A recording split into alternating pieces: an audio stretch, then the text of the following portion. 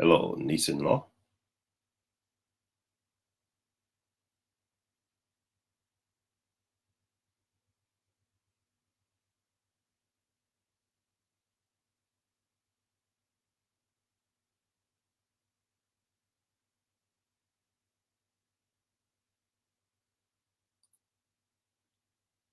Pastor Linda.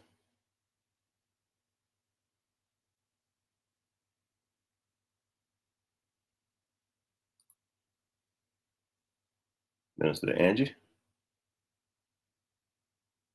Kaya.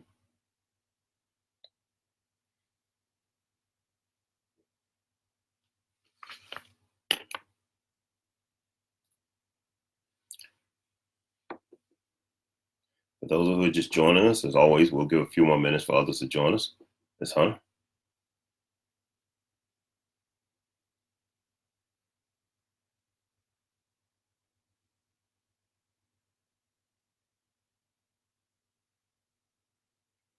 Kat.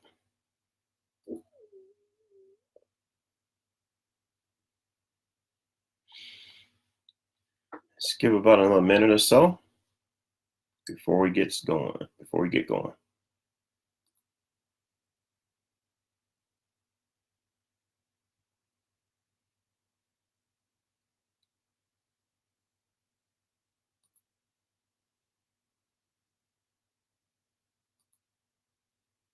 Hello, Ruth.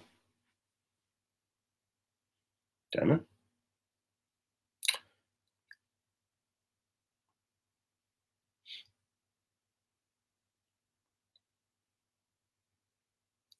Just a little bit more and we will get started.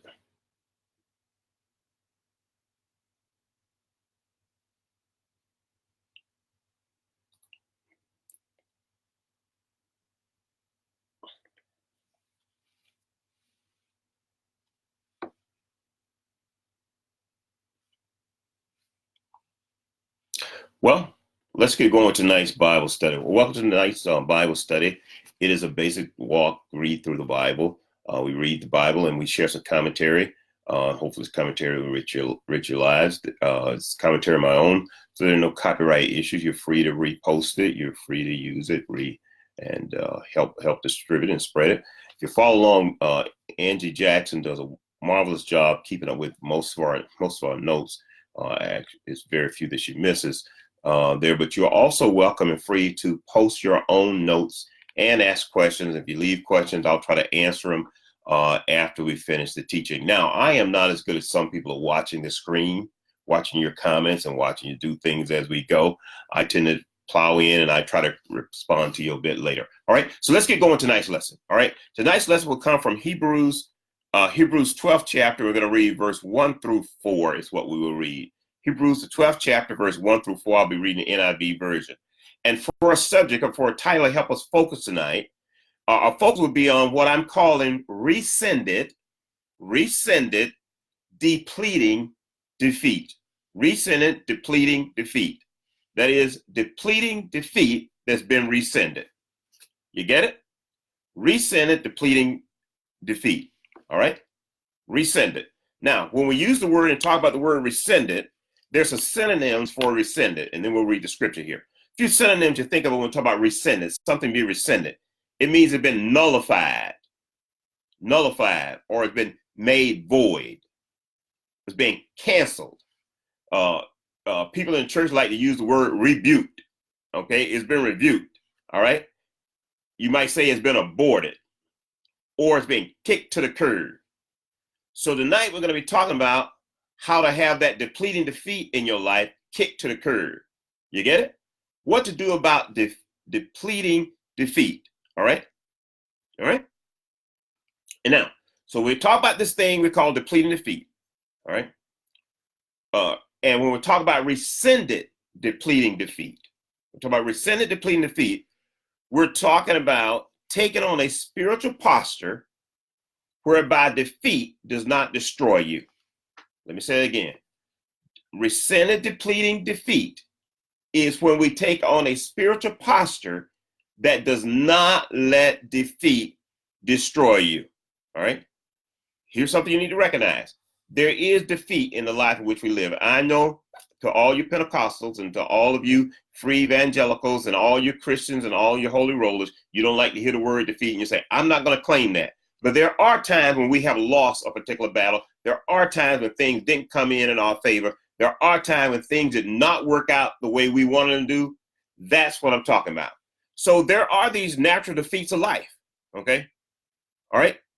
But depleting defeat, okay, all right, is that defeat whereby we really don't feel like we want to move again, all right? You get it? Yeah, in other words, there's defeat, and there's depleting defeat. That is where it hits us so hard, or it gets us so strong, so we just roll over and give up. So I want to talk about how to kick that to the curb, how to call that nullified in your life, how to make it void in your life, how to cancel it from your life, how to rebuke it from your life, how to just deal with that bit of spiritual emotion that comes after you. And that's what I call rescinded, depleting defeat. All right? You get it? It is that defeat that you don't let defeat you. You'll get it in a minute. All right? Here we go. So let's start to read this tonight. Hebrews, the 12th chapter. I'm going to read verse 1 through 4, the NIV version. Here we go. Rescinded, defeating defeat. Depleted defeat. Therefore, watch this. Therefore, since we are surrounded by such a great cloud of witnesses, let us throw aside everything that hinders and the sin that so easily entangles. Watch this again.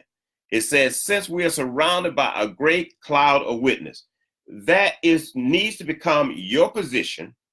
That needs to be where you stand in life.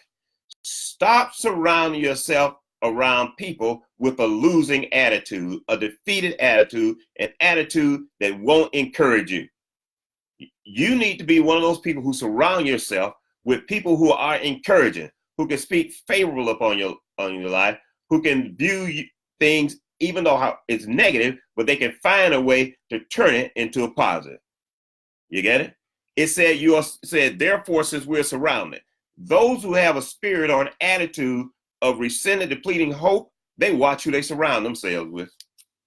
I want to ask you, who you've been surrounding yourself with? You need to watch who you surround yourself with. If you want to have a spirit of rescinded, depleting defeat, you need to surround yourself with people who can encourage. All right? Notice that. Surround yourself. We have this great cloud of witness, someone who can testify that God will make a way out of no way when there looks like there is no other way. All right? The other thing it says here, let us lay aside every hindrance and every sin that easily entangles us. Now, notice this. It didn't say that you won't find yourself entangled or you won't find yourself yielding to sin. Oops, I'm sorry. Bad word. I didn't mean that is your plan. But here's what it's pointing out. The thing that's getting you oftentimes isn't the hard stuff, it's the easy stuff. You get it?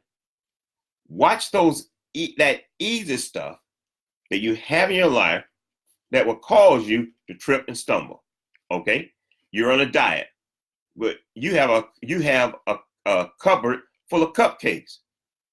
You follow me? You know you like cupcakes, so you got to get those out of the house. Those things are so easily entangling. Okay? Watch this. You know when you get mad, you don't call somebody going to talk some sense into you. You call your gossiping girlfriend that don't like her husband either. You already know she doesn't like her husband, so you call her so when you get mad with your husband, so that'd be two of y'all. You get it? Watch those things so easily entangle you, because what it does is this. It opens your spirit for when defeat hits you to knock you out. Don't leave your spirit wide open. Close the door on it. And you do that by getting rid of the easy stuff that's getting you entangled. You get it? Those easy things will cause you to lead to sin. You get it? So watch for that. So you need to put them out. You just need to go ahead. Some stuff you need to put out of your life. Some people you need to put out of your life. They're listen. I am not telling you that they're not things that don't have value, etc. But you know they cause you trouble. Okay? There are some people can't be in your friends list. You need to get rid of them.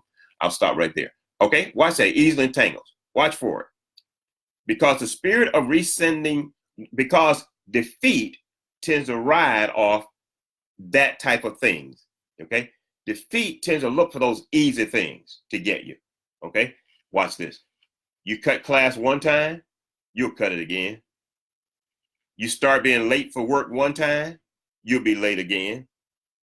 Trust me, you could get to church on time. It's just that it's your habit to be late. You get it?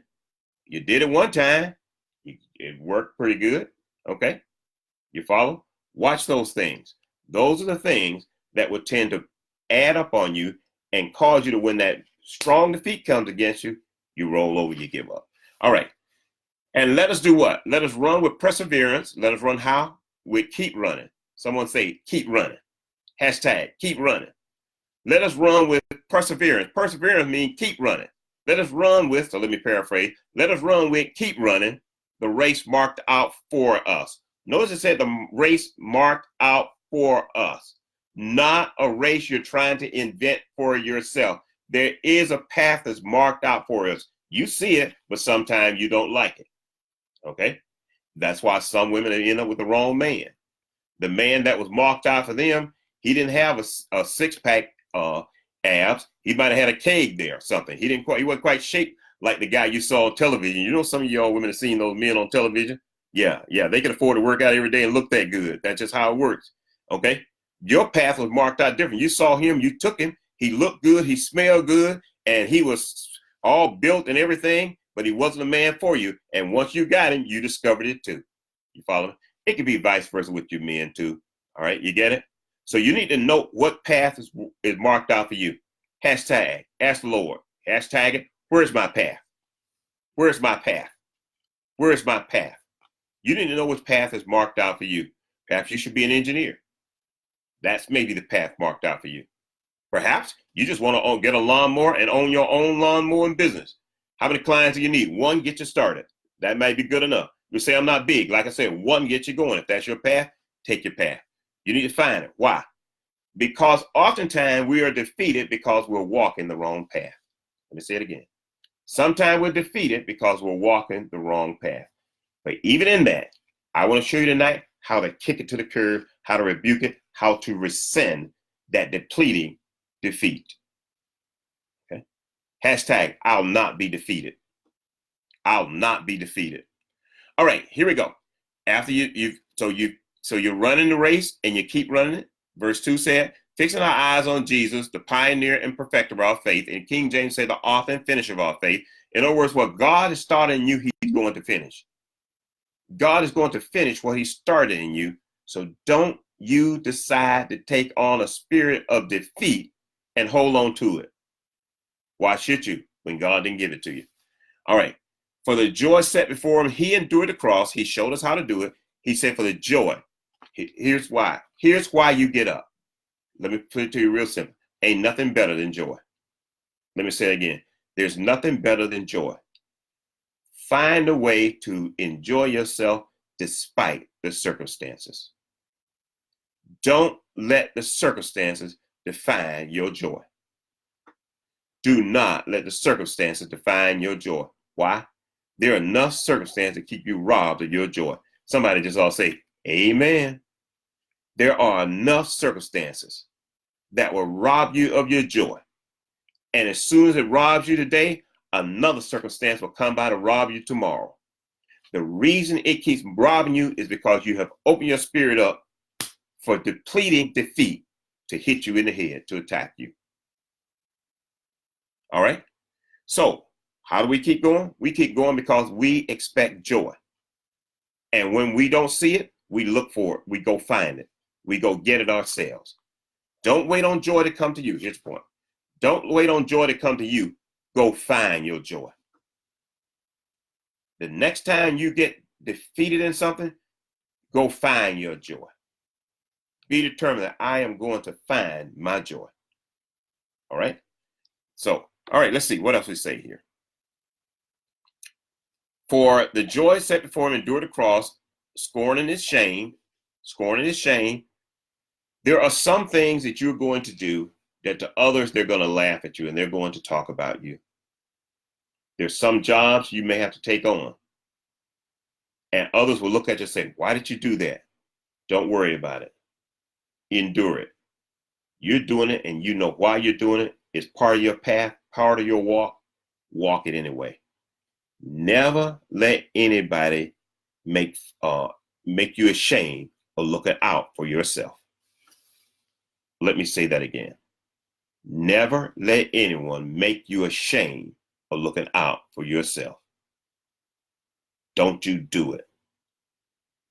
You do whatever it takes, all right, to defeat that depleting spirit on your life. All right. So it sits at the right hand of God. Consider him, watch this, consider what Jesus did. Consider the path that Jesus took. Consider him who endured some opposition from sinners. From sinners. Listen, some of the people that are talking about you, okay, aren't any better off themselves. Let me say that again. Some of the people that are talking about you aren't any better off themselves. And guess what? Some of the people that you're worried about, whether they're going to talk about you or if they're going to talk about you, aren't any better off themselves. Here it is. Ignore the crowd. You just got to learn how to ignore the noise of the crowd. Ignore the noise of the crowd, so that you will not grow weary and lose heart. If you listen to all the chatter and the noise out there and all the stuff that you think someone might have said about you, and you read Facebook and you think they're talking about you and they haven't even thought about you. You're nowhere in their mind, but your mind was so messed up and you thought about it that you thought they were talking. Listen, you missed it. That you will not grow weary and lose heart. Because of the path Jesus had to take, he couldn't afford to grow weary and lose heart. Some of you have some challenges in front of you. There are going to be some things in front of you that you're not going to get a chance to do right now, the way you thought you were going to do them right now.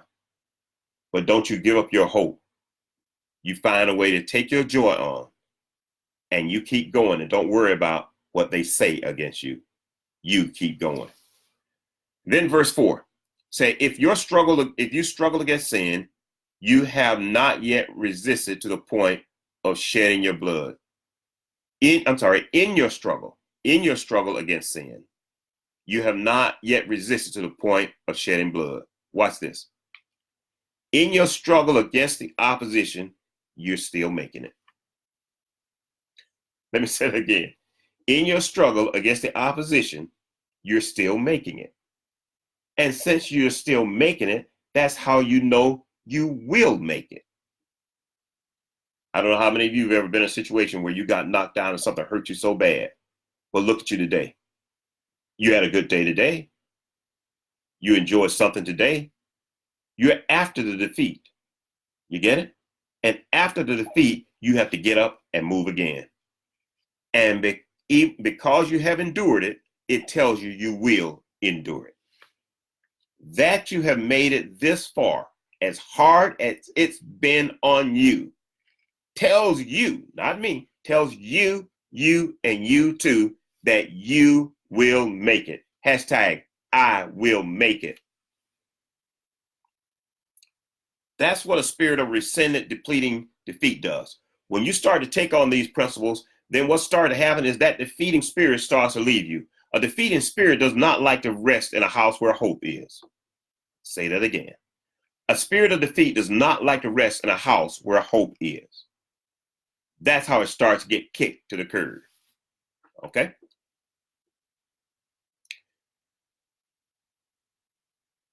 Yeah. You see, with depleting defeat, it's not the defeat that always gets you. With depleting defeat, it's not always the defeat that gets you, but it's the spirit, it's the feelings, it's the emotions that it leaves behind that puts your emotions in bondage. It's that feeling, that spiritual feeling that gets left behind that puts your emotions in bondage. And you know what I'm talking about. It's just like a foul odor. Sometimes people will go places and they will leave. You're not there when the event happens. You're not there when they do their due. But boy, they leave a foul odor behind. And it's that foul odor is just as horrible on your spirit as being right there when the event occurred. And that's what happened to you. That's why some people haven't gotten over things since their childhood, since second grade or third grade, because they carry that spirit so long. And every time they think about it, the trauma comes back in their brain and they can feel it, they can experience it then. And it's not always easy to get over. But I decree and declare to you that when you take on a spirit of rescinding, depleting, defeat, you will get over it. Somebody say, I'm getting over it. I'm getting over it. You've got to get over it. All right? Because that's the emotions of it that has you there. And they are real. I am not making light of them. I want to be real clear. They are real. That's why I'm talking about it as defeat. I know you don't want to name it and claim it. I understand that. And you can do that. Okay? But those emotions are real. Your feelings about things are real. How many tonight know you have some real feelings about some things that have happened to you or some things you've gone through? Some of you even have feelings right now about things you expect to go through. That's an emotion putting you in bondage. But when you take on the spirit of rescinding, depleting, defeat, it's going to move. And it's more importantly, it's going to allow you to keep living your life. The purpose of rescinded, depleting, defeat is to help you to keep living your life. I need to say that again. The purpose of rescinded, depleting, defeat is to help you keep living your life. And not only just live it, but learn how to experience it with joy. Now, there are 5 principles that came from this particular set of scripture. Let me read that, those 5 principles to you, and then move on to give you some firm definitions of what we're talking about tonight. All right, ready? Principle number 1 that comes from this scripture.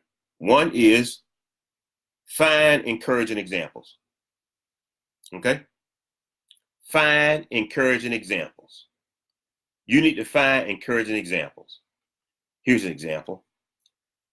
Sometime a kid will go outside to play and they'll fall out the tree and they'll hurt themselves. And they go into the mama or the dad or whoever and they say, I fell out the tree. Okay? Instead of them saying, okay, you're okay now, they say, well, you had no business in the tree in the first place. And the next time you get in the tree, I'm going to make sure you blah, blah, blah. They go so negative. You say, gee, I don't think I ever want to look to you for encouragement. Look for people who will encourage you, not those who will discourage you, because they don't want you to try anymore. They don't want you to succeed anymore.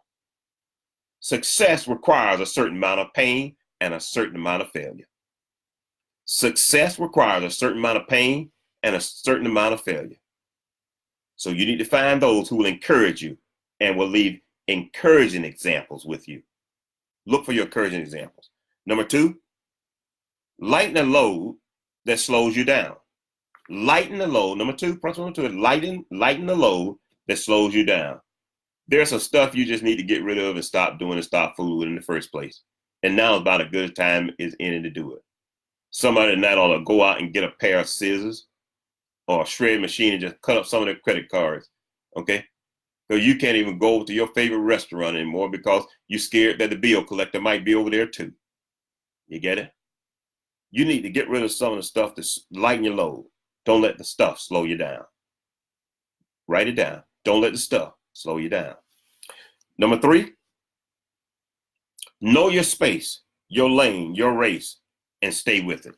Know your space, your lane, your race, and stay with it.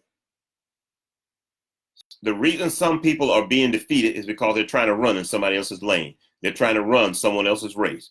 They're trying to, you get it? Play in someone else's space. It's not yours. Stop. Here's the point. Stop trying to be them. Stop trying to be them. They're having a hard enough time being them. And now you're trying to be them. Okay? Number 4. So that's number 3. Number 4. Trust the spirit that God deposited in you. Trust the spirit that God deposited in you. If he made you tough, then doggone it, when you get defeated, just be tough about it. You get it? If he made you to be a strategizer, the next time you're defeated, strategize. If he made you to tell jokes, tell your own joke to yourself, get up and laugh about it. Laugh at yourself and stop crying. Some of you need to have a good laugh at yourself. I encourage you tonight, when we get off the broadcast, find something that was kind of dumb you did and go have a good laugh at yourself. You need some good medicine tonight, so go laugh at yourself. Trust the spirit that God deposits in you and believe everything's going to be all right. In other words, watch this. What God started, he'll finish. And the fifth principle is this. Don't look for worse in the bad. You really need to make sure you hang on to this. Don't look for worse in the bad. You fell out the tree. Stop expecting that you'll never be able to use your arm again. Stop looking for the worst in the bad. That man divorced you. Maybe you ought to shout about it. But anyway, that man divorced you. Stop believing you're never going to get another man. God just may have a better one for you. He was tired of that old ragged one you had in the first place. You were tired of the ragged one, and God was too. You get it? All right?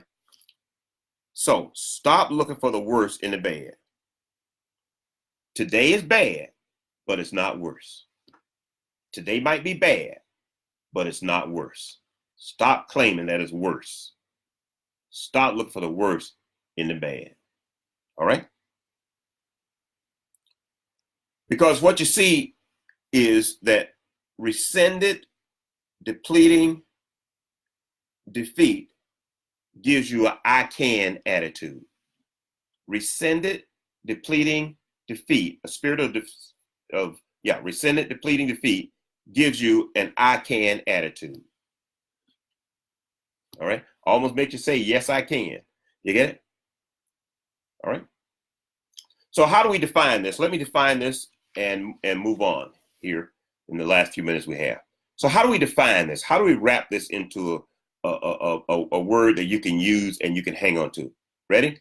Let's define rescinded, depleting, defeat.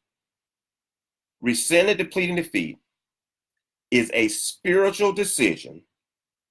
Rescinded, depleting, defeat is a spiritual decision that says your current bad is not out of sight of the mercy of God. It's not out of the sight of the mercy of God for your life.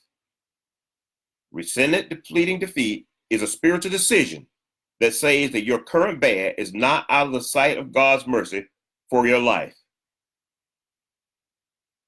This is why you can say, I will make it through again after again. You get it? This is why you can say, I will make it through my again after again. You get it? Or really it's like a not again. You get it? Not again after again. This is why you're going to make it through those not again after again. Because it is a spiritual decision that you recognize your bad, your pain, your situation is not out of the mercy of God. And that's what God sends when he sends that spirit upon you of having rescinded, depleting, defeat. In other words, your tough time is not tougher than your rebound. Your tough time is not tougher than your rebound. You have a tough time, but your rebound is tougher than that. Somebody hashtag, my rebound is tougher. All right? And that rescinded, depleting, defeat has issued a cancellation note, okay? All right? To ensure that you will not be destroyed. Rescinded, depleting, defeat has issued a cancellation notice to say you will not be destroyed. You will not be destroyed. And so there are three things to ensure this, to activate it, that you must do. Three things that you must do. Ready? Three things you must do to activate this spirit. One, let stuff go. One, let stuff go. Two, trust God's path for you. Trust God's path for you. And three, hold on way past your limit. Number three is hold on way past your limit. All right? Because you will get hit hard and then you'll get hit harder. But don't you let depleting defeat take over. You rescind it. You kick it to the curb. So when the enemy sends you a spirit of heaviness after a defeat, remember that your destiny is not tied to a single event. It's tied to God's divine plan for your life. So it's time for you to expect that rescinded, depleting defeat will show up and reveal itself with a victory for your life. Expect God to do something wonderful in you. This is Dr. Anthony Revis, Faith Ministries Church, Midland, Michigan, USA. God bless.